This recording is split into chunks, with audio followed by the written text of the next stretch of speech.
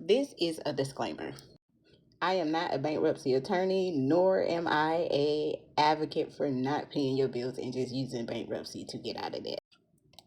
But I will tell you that the stigma that has been surrounding bankruptcy for people who cannot get out of debt has held people in debt. I have filed bankruptcy on a number of occasions, not more than Donald Trump, but certainly more than one. More often than I would have liked to. But I am grateful that I did have the option to relieve myself of some of those debts. Here are some common misconceptions that I have seen that people take when they are filing bankruptcy. The first time I filed bankruptcy, I was about 27 years old. I had a garnishment placed on my wages, and that was my rent check. I was living check to check, and I needed that rent check. I looked for an attorney, found a television attorney who walked me through the process. It was smooth, it was easy. It cost me about $1,500 to wipe out about $30,000 worth of debt. Now, one of the things that you will have to undergo is you will have to undergo credit counseling. That is one of the first things that you will have to take in order to get your debts discharged. And most people think that when you get this bankruptcy, when you file for bankruptcy, it is the end of your credit life, it is the end of your financial life, and that is just not the case. You can file bankruptcy every 7 years, every 7 years, as long as you meet a certain criteria. And they honestly do not care the reasons that you're doing it as long as you meet the criteria that you're filing it under. There are different types of bankruptcy that you can file. Sometimes they are Chapter 7, which means that all of your debts are going to be, well, most of your debts will be wiped out. You have Chapter 11, Chapter 13. Some of the debts you have to pay back. Some of the debts you have to be on a structured payment plan. I have used Chapter 7 and Chapter 13 for the last 3 bankruptcies that I've been in. And you're probably saying, like, girl, why you file bankruptcy so much? Because I was making bad financial decisions. I was trying to find a way out of living check to check. So when I started learning about the bankruptcy tools and how the wealthy people use bankruptcy, I started looking into it more seriously.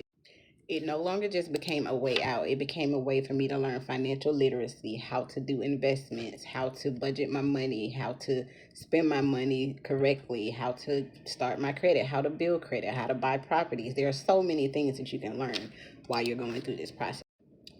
And one of the misconceptions is that once you get into bankruptcy, then that's just it. It's over. You can't do anything else for 7 years. When nothing is further from the truth. In order for you to buy a home after you file bankruptcy, you can buy a home within 2 years after you file bankruptcy. Your bankruptcy has to be discharged for certain lenders, not a federal loan, but for certain lenders, you can buy a home within 2 years.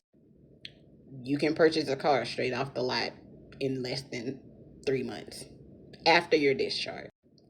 You'll start receiving credit card offers within 2 months after you've been discharged, and all types of offers. Just things will just start coming to you, and you'll be able to restart your credit, which is where the credit counseling comes into play.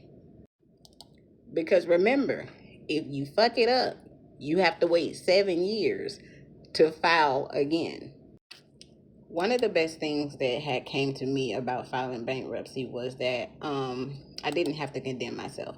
Now, as I said, I filed it more than once, but not nearly as many times as Donald Trump has, or the owner of Hershey, or Home Depot, or how many of these wealthy people that use this system the way that it's supposed to be used. Now, one of the things that you cannot have discharged in your bankruptcy are student loans. You can't have debts that if you were granted a judgment, someone was issued a summary judgment against you, and you just say, well, I don't want to pay that, I'm going to go file bankruptcy. You can't do that either.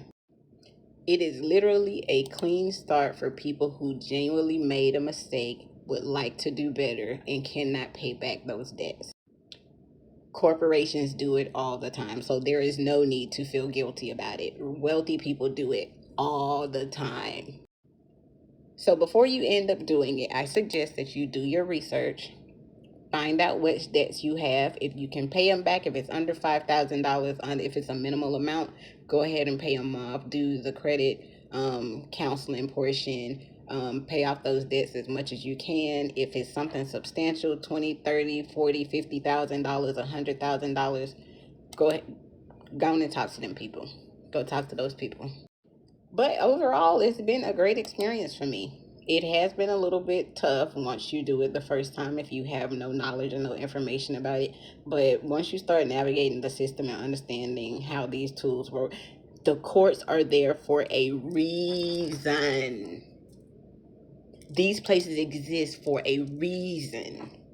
We have not been using them, but they exist for a reason. Now, mind you, because so many people are getting hip to these new laws and we're becoming better law abiding citizens and using our tools in order to get out of this rat race that we've been in, they're making it a little bit more complicated, a little bit more hard. So just do your research. Do your research, look it up, use your good girlfriend Google, your good boyfriend chat, ask them the questions. They will tell you all of the answers. It's literally right there.